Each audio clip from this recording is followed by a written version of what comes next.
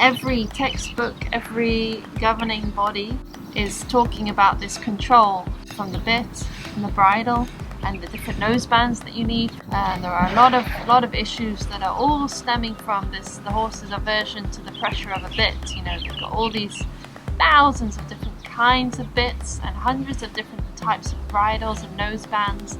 For me to come out here and say that you don't require a bit to ride your horse is very, very confusing for a lot of people.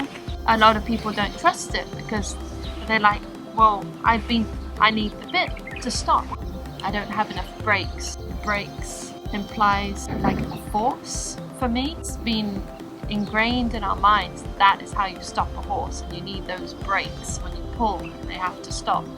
It's not at all how you can control the horse, and I can prove that with all of the horses that I ride without a bit, and I definitely have brakes. I have a communication with the horse that doesn't require force to stop them. It obviously does take a different kind of riding to ride without a bit, because you have to use your body, and your horse is a lot more in tune with what your body signals are.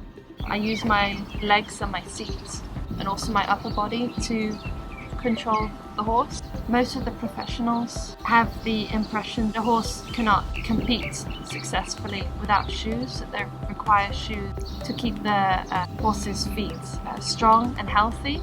The things that we ask the horses to do in our sports, show jumping, dressage, cross country, they're unnatural things to ask the horse to do, and they can't possibly cope with those demands without the aid of the shoe. I like to think that I am showing them otherwise, providing the horse is physically healthy, they have the correct healthy diet, and they're kept in a more natural way, so that they're always moving their bodies and strengthening their hooves, and their hooves are trimmed to mimic the more natural hoof, that the horse can actually cope with all of these unnatural demands without the help of shoes. The lack of the shoe helps the hoof to perform its natural function. For example, when the horse's hoof hits the ground, it actually expands to absorb as much of the shock as it can, whereas when the horse has a metal shoe on, it restricts this natural expansion movement. I've studied equine science at university.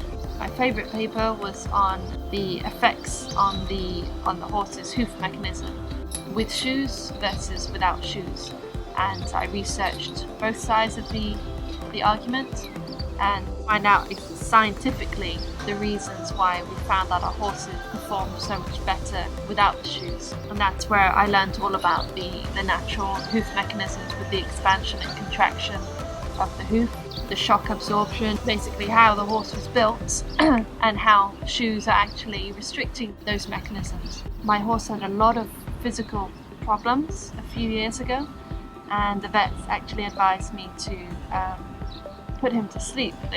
There's no way that he could cope with much more than just living in a field. A lot of his problems came from his gut, which is linked to their hoof health. As a consequence, his hooves were very bad. They were very weak, they were very small, and he had a disease called laminitis, affects the hooves, and also a disease called navicular. It affects a bone inside the hoof. We took the shoes off instead, and this season he has been fantastic and is actually jumping better than he has ever jumped before and performing better than he's ever performed before. And that is now with no shoes and no bit. The most natural, simple diet possible. He has no medical assistance and he's actually performing better than ever. We won a national competition a couple of weeks ago. It's great. He was the only horse in the competition without shoes and without a bit, so that makes it even cooler. It's hundreds and hundreds of years old thinking, and it's going to take a very, very long time for that thinking to change. It absolutely is starting. There are so many more people, even this year than last year, that are trying to ride their horse bitless and taking the shoes off.